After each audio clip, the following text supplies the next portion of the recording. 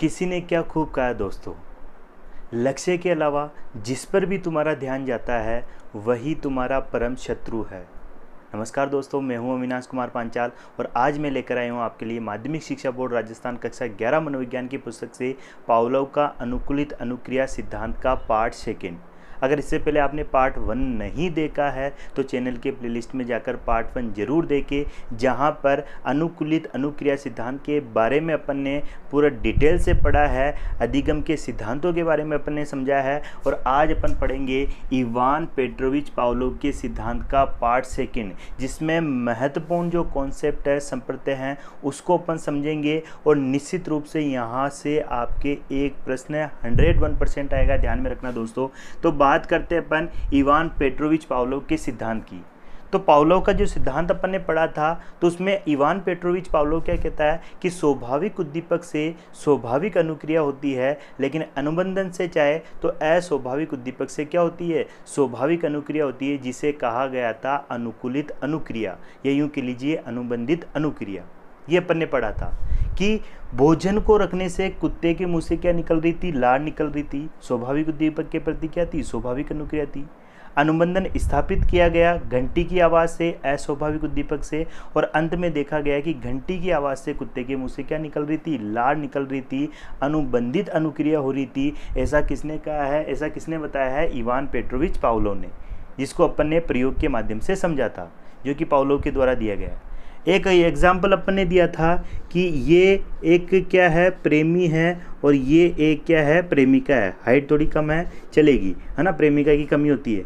ये प्रेमी है और ये प्रेमिका है, ये गार्डन में मिल रहे हैं, दोनों एक दूसरे से बातें कर रहे हैं और कुछ नहीं कर रहे हैं, बातें कर रहे हैं। तो स्वाभाविक उद्दीपक के प्रति क्या कर रहे हैं, स्वाभाविक अनुक्रिया कर रहे हैं, एक दूसरे मिल रहे बातें कर रहे हैं। लेकिन अब प्रेमी घर आ चुका है, प्रेमिका भी घर जा चुकी है। अब प्रेमी अपने मोबाइल की फ़ोटो में प्रेमिका की फ़ोटो देख रहा है, फिर उससे बातें कर रहा है। ये यूँ कह लीजिए, प्रेमिका अपने मोबाइल में अपने प्रेमी की फ़ोटो देख रही है, उससे क्या कर रही है, बातें कर रही है। अब फोटो से बात करना ये अस्वाभाविक उद्दीपक के प्रति क्या हो गई है, अनुबंधित या अनुकूलित अनुक्रिया हो गई है। ठीक है, जब साथ में थे, बातें कर रहे थे, तो फिर भी समझ में आ रहा है कि स्वाभाविक उद्दीपक के प्रति क्या है, स्वाभाविक अनुक्रिया। लेकिन बाद में जो फोटो से बातें कर रहे हैं, तो वो क्या हो गया है, अनुकूलित अनुक्रिया हो गया है। अनुबंधन के द्वारा अस्वाभाविक उद्दीपक से भी क्या होता है, स्वाभाविक अनुक्रिया होती है, जिसे अपन कहते हैं अनुकूलित अनुक्रिया। तो ये सिद्धांत अपन ने पढ़ लिया था। अब अपन बात करते हैं कि प्राचीन अनुबंधन के जो निर्धारक है, यहाँ से आपके प्रश्न आएगा, ध्यान में रखना, वेरी वेरी इंपॉर्टेंट। इसको नोट्स में एज ए नोट्स में मेंशन करना आपको। प्राचीन अनुबंधन के जो निर्धारक है, जो कौन कौन से है, किस प्रकार से अनुबंधन होता है, मजबूत अनुबंधन कहाँ होता है, कमज़ोर अनुबंधन कहाँ होता है, वो आपको ध्यान में रखना है। तो प्राचीन अनुबंधन के निर्धारक, ये यूँ कह लीजिए अनुबंधन को प्रभावित करने वाले कारक। सबसे पहले अपन बात करते हैं स्वाभाविक उद्दीपक। स्वाभाविक उद्दीपक, इसको इम्पोर्टेंट कर लेना, एवं अस्वाभाविक उद्दीपक के मध्य समय अंतराल। इससे पहले अपन ने क्या पढ़ा था कि स्वाभाविक उद्दीपक को क्या कहते हैं, अनानुबंधित उद्दीपक भी कहते हैं। ये आपको ध्यान में रखना है। और अस्वाभाविक उद्दीपक को क्या कहते हैं, तो अनुबंधित उद्दीपक भी कहते हैं। तो इन्हीं शब्दों की जगह अगर अनानुबंधित या अनुबंधित आए तो आपको कंफ्यूज नहीं होना है। स्वाभाविक उद्दीपक को अनानुबंधित कहते हैं और अस्वाभाविक उद्दीपक को अनुबंधित उद्दीपक कहते हैं। तो इनके मध्य समय अंतराल को 4 प्रक्रियाओं में बांटा गया है, जो कि बहुत ही इंपॉर्टेंट है। प्रक्रियाओं में बांटा गया है, यानी कि अस्वाभाविक उद्दीपक और स्वाभाविक उद्दीपक के मध्य जो समय अंतराल है, जो कि अनुबंधन को निर्धारित करता है, प्रभावित करता है कि एक मजबूत अनुबंधन कहाँ बनता है, एक कमज़ोर अनुबंधन कहाँ बनता है। इसकी 4 प्रक्रिया है, 4 शब्द है। या तो आपको शब्दावली के रूप में पूछ लेगा या अप्लाइड प्रश्न बना के पूछ लेगा। वेरी वेरी इंपॉर्टेंट जो आपको ध्यान में रखना है, कौन कौन से हैं, तो सबसे पहला आपको ध्यान में रखना है वो है सहकालिक सहकालिक अनुबंधन। सहकालिक अनुबंधन, ये शब्द आपको ध्यान में रखने हैं। जो 4 शब्द लिखाऊंगा मैं वो ध्यान में रखने हैं। सहकालिक अनुबंधन, सबसे पहले आपको समझना है कि सहकालिक अनुबंधन क्या होता है। तो सहकालिक अनुबंधन का मतलब होता है जब स्वाभाविक उद्दीपक का मतलब होता है अनानुबंधित उद्दीपक, अस्वाभाविक उद्दीपक यानी कि अनुबंधित उद्दीपक, दोनों एक साथ दिए जाते हैं। अनुबंधन की प्रक्रिया में दोनों एक साथ दिए जाते हैं, तो उस अनुबंधन उसमें उसके द्वारा जो अनुबंधन स्थापित होता है उसे अपन क्या कहते हैं, सहकालिक अनुबंधन। यानी कि सहकालिक अनुबंधन में क्या होता है, स्वाभाविक उद्दीपक, इंग्लिश में आपको ध्यान में रखना है, इंग्लिश में स्वाभाविक उद्दीपक को क्या बोलते हैं, अनकंडीशन स्टिमुलस, और अस्वाभाविक उद्दीपक को क्या बोलते हैं, कंडीशन स्टिमुलस। यानी कि यहाँ पे स्वाभाविक उद्दीपक को और क्या कह सकते हैं दोस्तों, उद्दीपक प्लस अस्वाभाविक उद्दीपक, दोनों साथ साथ दिए जाते हैं। इससे जो अनुबंधन स्थापित होता है उसे क्या कहते हैं, सहकालिक अनुबंधन कहते हैं। तो स्वाभाविक उद्दीपक को और क्या कहते हैं, अनानुबंधित उद्दीपक कहते हैं, और अस्वाभाविक को क्या कहते हैं, अनुबंधित उद्दीपक कहते हैं। तो अनानुबंधित उद्दीपक और अनुबंधित उद्दीपक दोनों साथ साथ दिए जाते हैं, उससे अगर अनुबंधन स्थापित होता है तो आपको ध्यान में रखना है दोस्तों, सहकालिक अनुबंधन कहते हैं। उसे क्या कहते हैं, सहकालिक अनुबंधन। इसको ऐसे समझो, जब अपन ने पावलोव का सिद्धांत पढ़ा था, 3 स्टेप में पढ़े थे।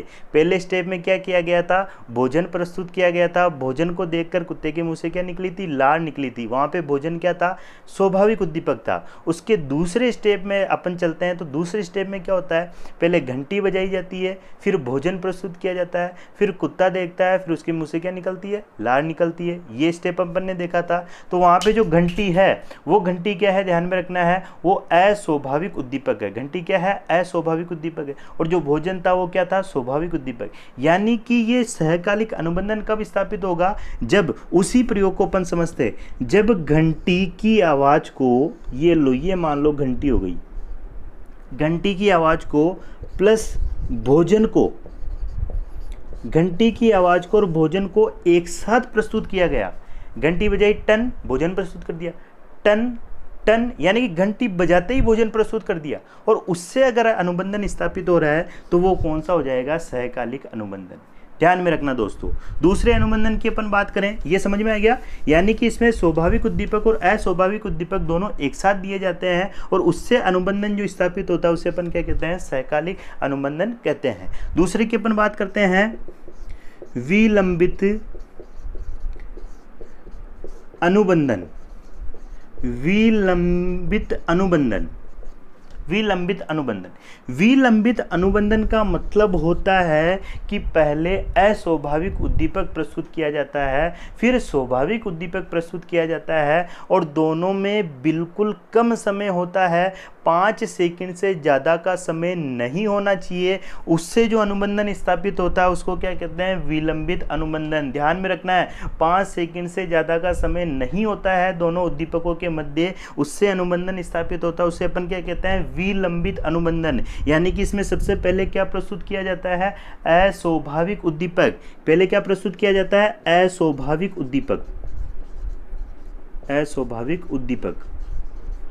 फिर इसके बाद में क्या प्रस्तुत किया जाता है, स्वाभाविक उद्दीपक, स्वाभाविक उद्दीपक, स्वाभाविक उद्दीपक।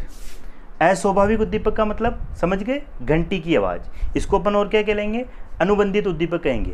अनुबंधित उद्दीपक के बाद में फिर अनानुबंधित उद्दीपक, ऐसे भी कह लो। तो अस्वाभाविक उद्दीपक प्रस्तुत किया कैसे, ये मान लो ये घंटी है, ये घंटी है, घंटी बजाई, टन, 1 सेकंड के बाद में आवाज रहेगी। घंटी की आवाज़ कुछ समय तक रहेगी, ध्यान में रखना। 1 सेकंड तक इसकी आवाज़ आ रही है, 1 second, 2 second, 3 second, 4 second, 5 second. 5 second से कम का समय होना चाहिए। कितने का, 5 सेकंड से कम का समय होना चाहिए, ध्यान में रखो। फिर क्या प्रस्तुत किया, भोजन प्रस्तुत किया। क्या प्रस्तुत किया, भोजन। इससे अगर अनुबंधन स्थापित हो रहा है तो उसे क्या कहेंगे दोस्तों, विलंबित अनुबंधन कहते हैं। और वेरी वेरी इंपॉर्टेंट, ध्यान में रखना है, सबसे मजबूत जो अनुबंधन बनाता है, मजबूत अनुबंधन, सबसे मजबूत जो अनुबंधन बनाता है वो कौन सा होता है? वो होता है विलंबित अनुबंधन। क्लियर है दोस्तों? यहाँ पे पहले घंटी बजाई फिर भोजन प्रस्तुत किया, लेकिन दोनों में समय का अंतराल है, लेकिन 5 सेकंड से ज़्यादा का नहीं है, सब बहुत ही कम अंतराल है। उससे जो अनुबंधन स्थापित होता है उसको अपन क्या कहते हैं? विलंबित अनुबंधन कहते हैं। फिर आगे अपन बात करते हैं अवशेष अनुबंधन। अवशेष अनुबंधन, अवशेष अनुबंधन में क्या होता है दोस्तों? समय ज़्यादा होता है। अवशेष अनुबंधन में क्या होता है? समय ज़्यादा होता है। अवशेष अनुबंधन,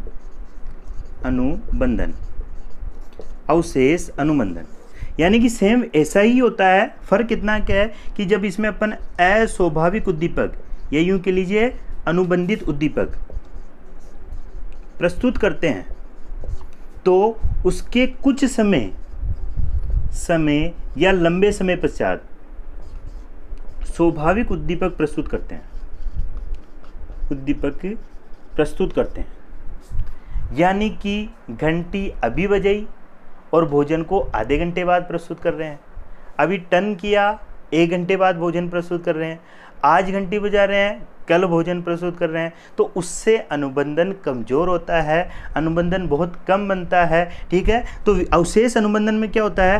अस्वाभाविक उद्दीपक और स्वाभाविक उद्दीपक।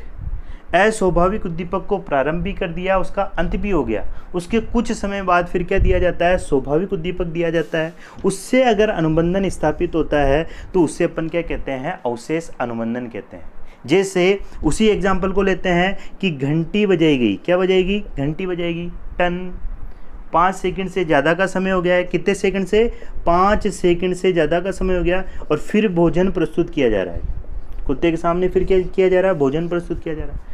उससे अगर फिर अनुबंधन स्थापित होता है तो उससे अपन क्या कहेंगे? अवशेष अनुबंधन कहेंगे। क्या कहेंगे? अवशेष अनुबंधन। और एक लास्ट अपन बात करते हैं, वो है पश्चगामी। फोर्थ की बात करते हैं, पश्चगामी अनुबंधन। अब पश्चगामी अनुबंधन क्या होता है इसको समझो। पश्चगामी अनुबंधन में क्या होता है? पहले UCS अनकंडीशन स्टिमुलस यानी कि स्वाभाविक उद्दीपक प्रस्तुत किया जाता है, अनानुबंधित उद्दीपक प्रस्तुत किया जाता है। उसके बाद में कंडीशन स्टिमुलस यानी कि अस्वाभाविक उद्दीपक प्रस्तुत किया जाता है, अनुबंधित उद्दीपक प्रस्तुत किया जाता है। यानी कि इन प्रक्रियाओं का उल्टा कर देंगे। उससे अगर अनुबंधन होगा, वैसे तो होने के चांस नहीं है, फिर भी होगा तो उसको अपन क्या कहेंगे? पश्चगामी अनुबंधन कहेंगे। ठीक है, तो इसमें सबसे पहले किसको प्रस्तुत किया जाता है? तो इसमें सबसे पहले ध्यान में रखना है किसको? स्वाभाविक उद्दीपक को प्रस्तुत किया जाता है। ठीक है, उसके बाद में फिर अस्वाभाविक उद्दीपक प्रस्तुत किया जाता है।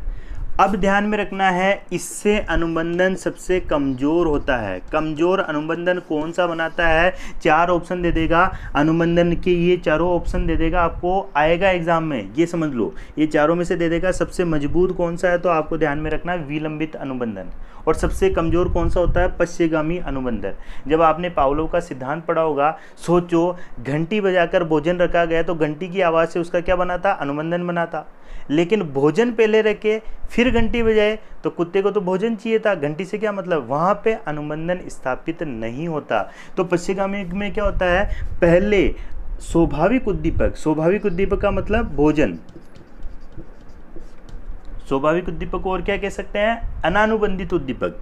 भोजन पहले प्रस्तुत किया जाता है, फिर घंटी बजाई जाती है। क्या बजाई? घंटी बजाई जाती है। और फिर उससे क्या होती है? वैसे तो अनुबंधन स्थापित होने के बहुत ही कम चांस होते हैं, रेयर चांस होते हैं। इसीलिए सबसे कमज़ोर अनुबंधन अगर आपसे पूछे तो आपको ध्यान में रखना है पश्चगामी अनुबंधन। यानी कि ये 4 अनुबंधन आपको ध्यान में रखने हैं। सहकालिक अनुबंधन, स्वाभाविक और अस्वाभाविक उद्दीपक दोनों साथ साथ प्रस्तुत कर रहे हैं। विलंबित अनुबंधन, अस्वाभाविक उद्दीपक पहले प्रस्तुत किया जा रहा है, 5 सेकंड से कम समय के बाद में क्या दिया जा रहा है, स्वाभाविक उद्दीपक दिया जा रहा है। और शेष अनुबंधन, इसमें ज़्यादा समय लिया जा रहा है अस्वाभाविक उद्दीपक और स्वाभाविक उद्दीपक के मध्य। और पश्चगामी में पहले स्वाभाविक उद्दीपक यानी पहले भोजन प्रस्तुत किया कुत्ते के सामने, फिर घंटी बजाई, तो इससे अनुबंधन स्थापित नहीं होता है। अब एक और इम्पोर्टेंट बात, सबसे मजबूत अनुबंधन, सबसे कमज़ोर अनुबंधन, या प्रश्न को घुमा फिरा के ऐसे पूछ लिया जाए कि किन किन से अनुबंधन स्थापित होता है, तो इन 3 से अनुबंधन स्थापित होता है। इससे होने के चांस न के बराबर होते हैं, पश्चगामी से अनुबंधन स्थापित नहीं होता, न के बराबर होते हैं, है ना, बिल्कुल नहीं, लेकिन इनसे होता है, इन तीनों से तो होता है। इन तीनों में सबसे इंपॉर्टेंट कौन सा है, तो वो है विलंबित अनुबंधन। इससे सबसे मजबूत प्रबल अनुबंधन स्थापित होता है।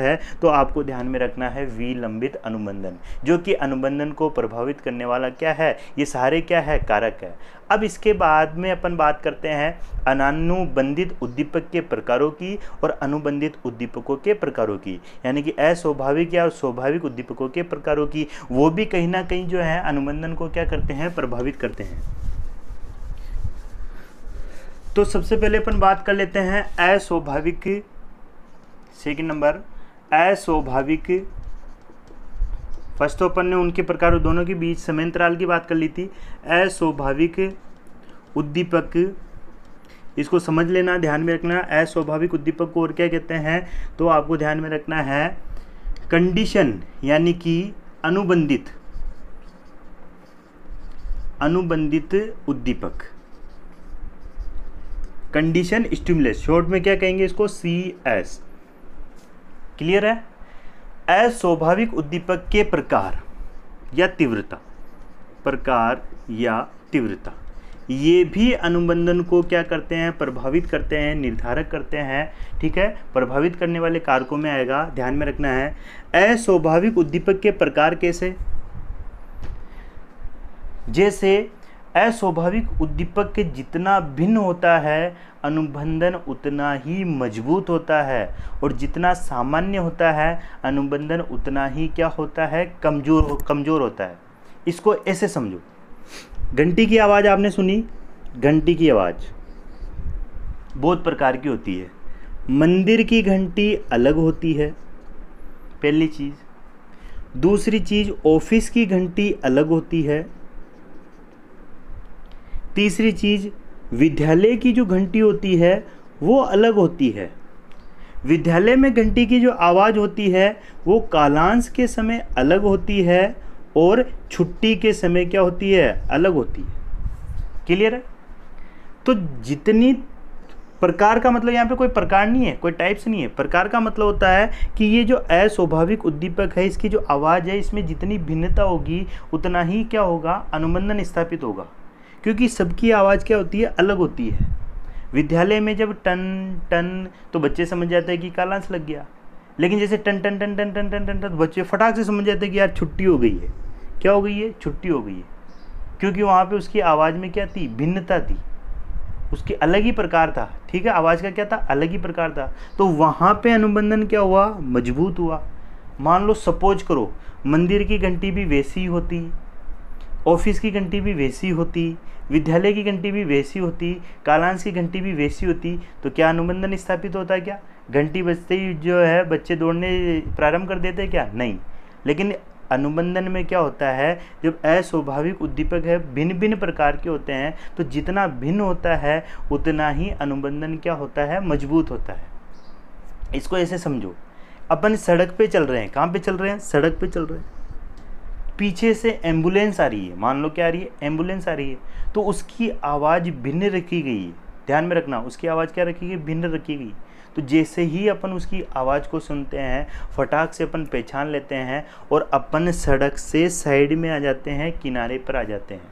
मान लो सभी वाहनों की आवाज़ एक जैसी होती तो अनुबंधन स्थापित होता है क्या? नहीं, वहाँ पे अनुबंधन क्या होता है? कमज़ोर होता है। अपन सोचते हैं कि कोई गाड़ी आ रही होगी, साइड से निकल जाएगी, लेकिन जैसे ही कोई फायर ब्रिगेड आती है, फायर ब्रिगेड की गाड़ी आती है, एम्बुलेंस की गाड़ी आती है, उसकी आवाज़ क्या होती है? भिन्न होती है, प्रकार में क्या होती है? भिन्न होती है। और दूसरी चीज़ क्या होती है? तीव्र होती है, तेज होती है। ठीक है, इसीलिए फटाक से वहाँ पे अनुबंधन बन जाता है। ठीक है, और अनुबंधन बनने के कारण अपन क्या करते हैं? अलग ही प्रकार की अनुकूलित अनुक्रिया करते हैं उस आवाज़ के प्रति। तो यहाँ पे ध्यान में रखना है, अस्वाभाविक उद्दीपक जितना भिन्न होता है उतना ही क्या होगा? मजबूत अनुबंधन होगा, और जितना कमज़ोर होगा, उसकी आवाज़ में तीव्रता कम होगी, वहाँ पे अनुबंधन क्या हो जाएगा? कमज़ोर हो जाएगा। यानी कि पावलोव के सामने घंटी बजाएगी और घंटी की आवाज़ बिल्कुल कम होती, बिल्कुल कम, उसके कानों तक ही नहीं जा रही है, तो क्या अनुबंधन स्थापित होता है क्या? नहीं। जब विद्यालय में घंटी लगाई जाती है तो उसकी तीव्रता बहुत ही क्या होती है? ज़्यादा होती है, इसलिए बच्चे उससे क्या हो जाते हैं? अनुबंधित हो जाते हैं। तो यहाँ पे आपको ध्यान में रखना है कि अस्वाभाविक उद्दीपक के प्रकार व तीव्रता, यानी कि उसकी जो भिन्नता है, जितनी भिन्न होंगे अस्वाभाविक उद्दीपक, अनुबंधन भी उतना ही मजबूत होगा। और भिन्नता के अलावा अगर समानता होगी तो अनुबंधन क्या होगा? कमज़ोर होगा। इसके अलावा इम्पोर्टेंट अपन बात करें जहाँ से आपके प्रश्न आ सकता है, वो है स्वाभाविक उद्दीपक के प्रकार में से। ये भी इम्पोर्टेंट है।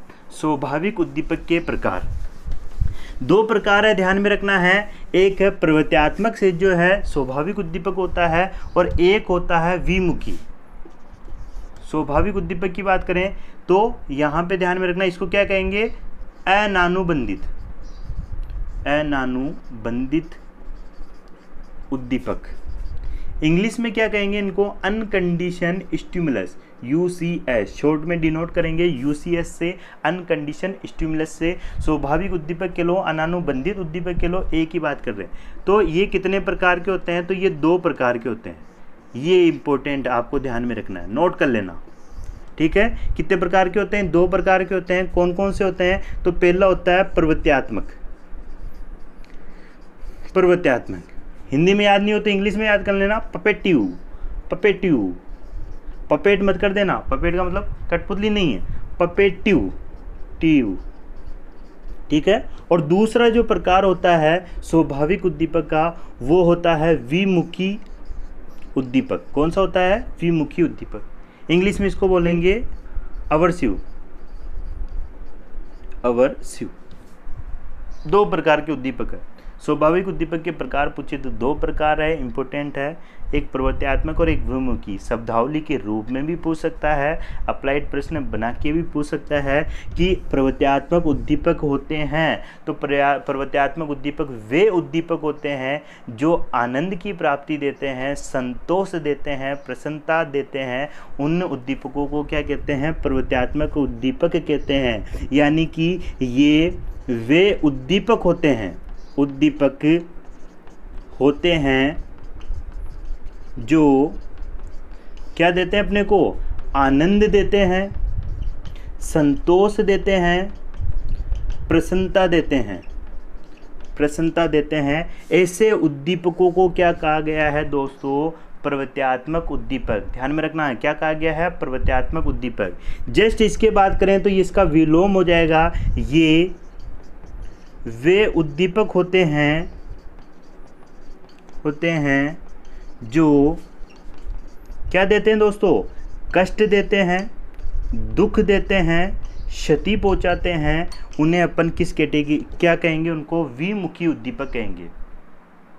प्रवृत्त्यात्मक उद्दीपक वे उद्दीपक जो अपने को सुख, आनंद, प्रसन्नता देते हैं। जैसे भोजन, भूख लग रही है, भोजन अपने सामने है, उससे अगर अनुबंधन स्थापित होता है, जैसे कि अपन ने पावलोव के सिद्धांत में प्रयोग में देखा था, तो वहाँ पे जो भोजन था, भोजन को अपन प्राप्त कर लेंगे तो अपने को आनंद की प्राप्ति होगी। ठीक है, तो उसे अपन क्या कहेंगे? प्रवृत्त्यात्मक उद्दीपक कहेंगे। पानी, काम और दुलारना, प्रेम करना, ये सारे किस में आ जाएंगे? प्रवृत्त्यात्मक उद्दीपक में आ जाएंगे।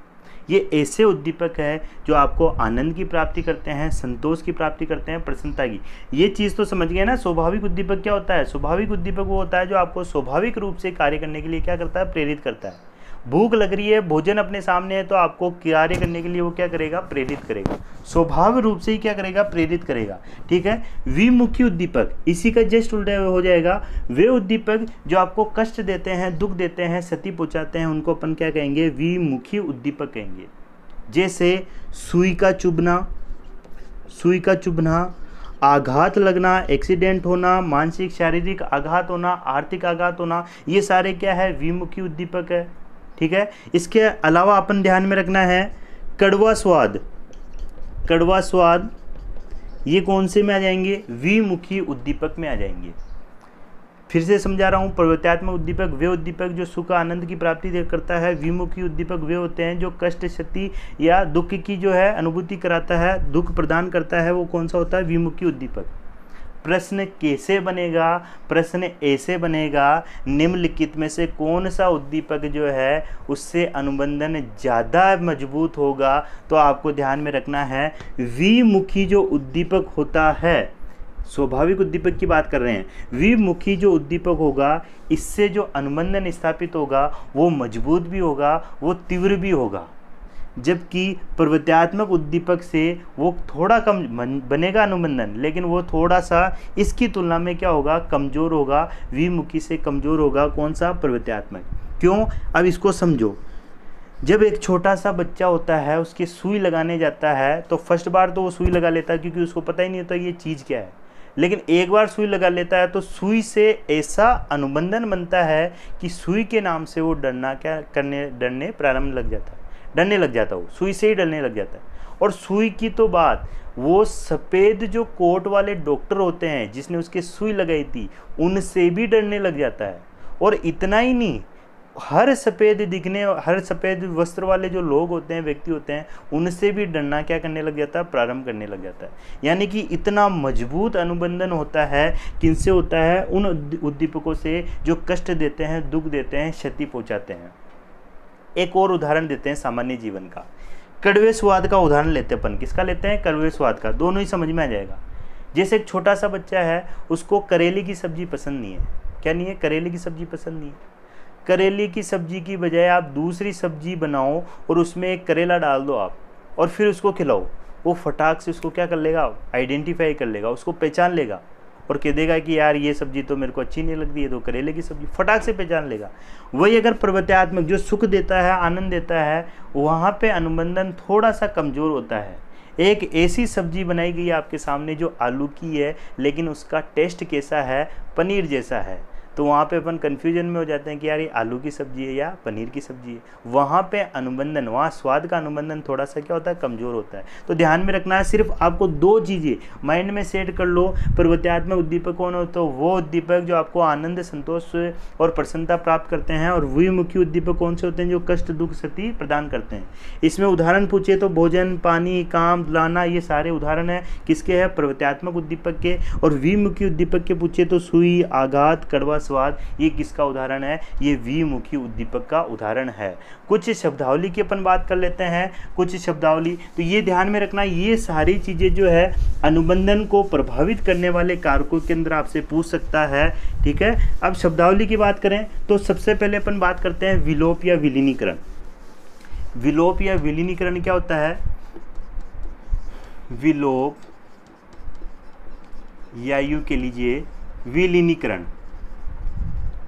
विलोप या विलीनीकरण, विलोप या विलीनीकरण क्या होता है, जब बार बार यूसीएस प्रस्तुत किया जाता है। यूसीएस का मतलब क्या होता है, जब बार बार सीएस प्रस्तुत किया जाता है। जब बार बार क्या प्रस्तुत किया जाता है, सीएस प्रस्तुत किया जाता है। सीएस का मतलब होता है कंडीशन स्टिमुलस, अस्वाभाविक उद्दीपक प्रस्तुत किया जाता है। जैसे अपन उसी एग्जाम्पल को लेते हैं जो पावलोव ने प्रयोग किया था। कुत्ते के सामने बार बार क्या प्रस्तुत की, घंटी की आवाज़ प्रस्तुत की। अनुबंधित अनुक्रिया वो कर रहा है, लार निकाल रहा है, लेकिन बार बार घंटी प्रस्तुत कर रहे हैं, भोजन नहीं दे रहे हैं, घंटी बजा रहे हैं, भोजन नहीं दे रहे हैं। तो एक समय ऐसा आएगा कि कुत्ते को पता चल जाएगा, उसकी जो अनुकूलित अनुक्रिया है वो होना क्या हो जाएगी, बंद हो जाएगी। उससे अपन क्या कहते हैं, विलोप या विलीनीकरण।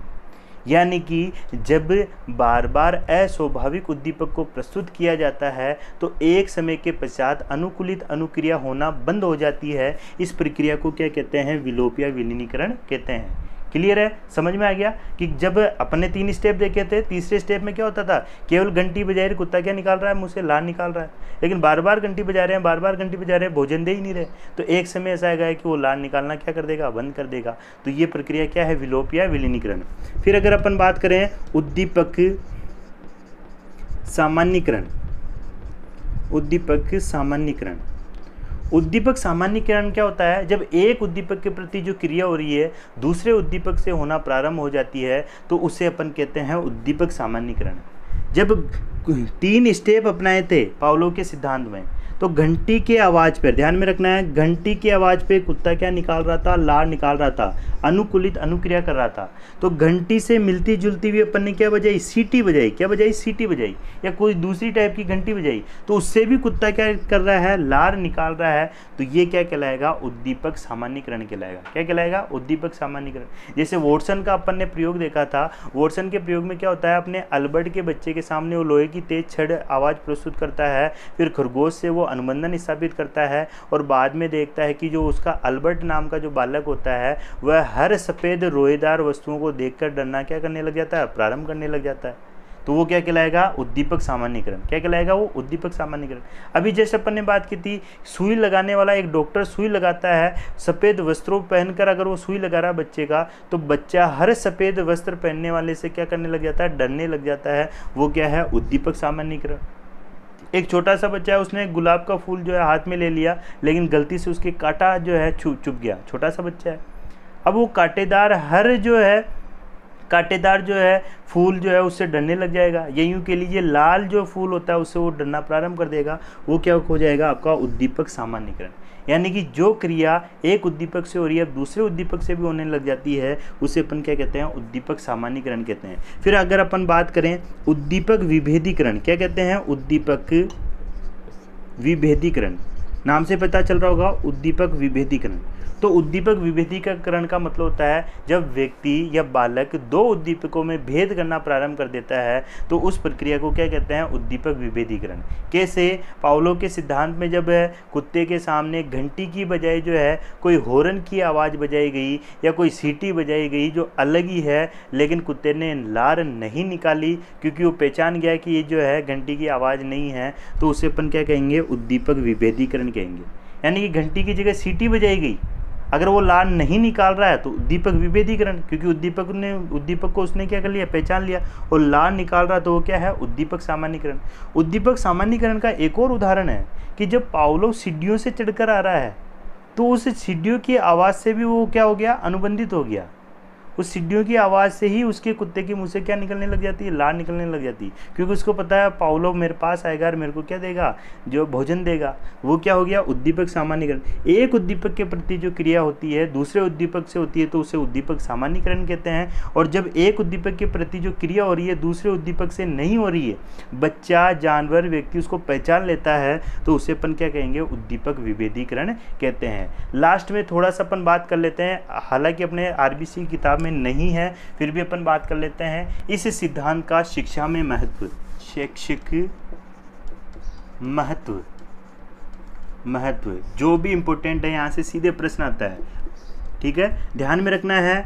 जब शिक्षा में श्रव्य दृश्य सामग्रियों का प्रयोग होता है, श्रव्य दृश्य सहायक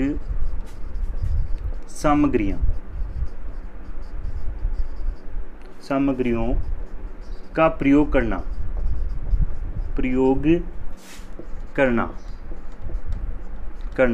शिक्षा में श्रव्य दृश्य सहायक सामग्रियों का प्रयोग करना इसी सिद्धांत पर आधारित है। प्रश्न पूछ ले वे तो आपको ध्यान में रखना है, इसी सिद्धांत पर आधारित है। कैसे कि एक टीचर जा रहा है और क्लास में पढ़ा रहा है और बच्चे उसके प्रति क्रिया कर रहे हैं तो स्वाभाविक उद्दीपक के प्रति क्या हो जाएगी, स्वाभाविक अनुक्रिया हो जाएगी। लेकिन बिना टीचर के गए बच्चे श्रव्य दृश्य सामग्रियों से पढ़ रहे हैं तो अस्वाभाविक उद्दीपक के प्रति वो क्या कर रहे हैं, अनुकूलित अनुक्रिया कर रहे हैं, स्वाभाविक अनुक्रिया कर रहे हैं। तो श्रव्य दृश्य सामग्रियों के द्वारा जो पढ़ाया जाता है वो किस सिद्धांत पर आधारित है, वो पावलोव के सिद्धांत पर आधारित है। इंपॉर्टेंट ध्यान में रखना है, यह सिद्धांत वेरी वेरी इंपॉर्टेंट, यह सिद्धांत यांत्रिक तरीके से सीखने पर बल देता है, सीखने पर बल देता है, बल देता है। दो चीज़ें ध्यान में रखनी है। जब कोहलर का अंतर्दृष्टि या सूझ का सिद्धांत पढ़ते हैं तो वो सिद्धांत तार्किक तरीके से, रीजनिंग, तार्किक तरीके से सीखने में बल देता है। यह सिद्धांत यांत्रिक तरीके से सीखने में बल देता है, श्रव्य दृश्य सहयोग सामग्रियों के द्वारा सिखाने पर बल देता है। तो आपको ध्यान में रखना है। आगे बात करते अपन, यह सिद्धांत बालकों में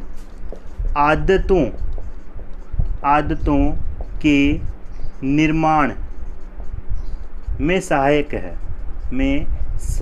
है, आदतों में निर्माण में सहायक है। क्यों है? क्योंकि ये सिद्धांत, ध्यान में रखना, यह सिद्धांत पुनरावृत्ति पर बल देता है, रिपीटेशन में। किस पे बल देता है? रिपीटेशन में। क्योंकि पावलोव क्या कहता है, जब अपन बार बार किसी चीज़ की पुनरावृत्ति करते हैं तो एक विशेष प्रकार का अनुबंधन स्थापित हो जाता है। तो ध्यान में रखना है, इस सिद्धांत के अनुसार, इस सिद्धांत में पुनरावृत्ति द्वारा अनुबंधन करने पर बल दिया गया है।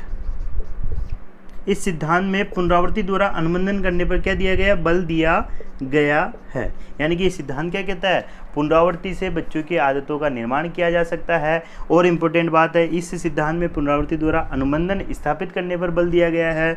फिर ध्यान में रखना है, इस सिद्धांत से बालकों को भाषा सिखाई जाती है। यानी कि भाषा को सीखने और सिखाने में ये सिद्धांत बहुत इंपॉर्टेंट है। ध्यान में रखना है, इस सिद्धांत से बालकों को भाषा सिखाई जाती है। अस्वाभाविक उद्दीपक से जब बच्चों को अपन क्या सिखा रहे हैं? कै बनाना सिखा रहे हैं। तो अपन कैसे सिखाते हैं? कैसे? कबूतर। कबूतर क्या है? अब कबूतर अलग चीज़ हो गई है, लेकिन फिर भी सिखा रहे हैं अस्वाभाविक उद्दीपक से। और बहुत बार अपन क्या करते हैं ऐसे कि ये सड़क बना दी है, ये रास्ता बना दिया है ना, ये अपन ने क्या कर दिया, बंदर की पूंछ लटका दी है, ये अंडा बना दिया है। इस प्रकार से अपन क्या करते हैं? बच्चों को सिखाते हैं। यानी कि अस्वाभाविक उद्दीपक से उनको अनुकूलित अनुक्रिया करवाना सिखाते हैं। तो ध्यान में रखना है, यह सिद्धांत भाषा को सीखने और सिखाने में क्या है? बहुत ही इम्पोर्टेंट है। फिर आगे बात करें, इस सिद्धांत से बालकों में भय संबंधी भ्रांतियों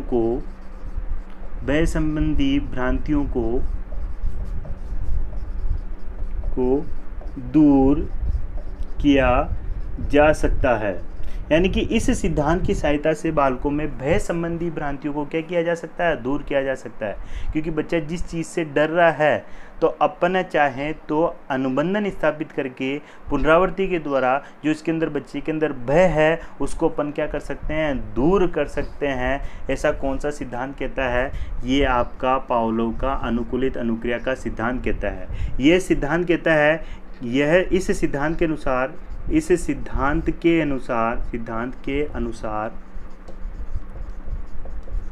बालकों के समक्ष गलत या यूं कह लीजिए अनुचित व्यवहार नहीं किया जाना चाहिए।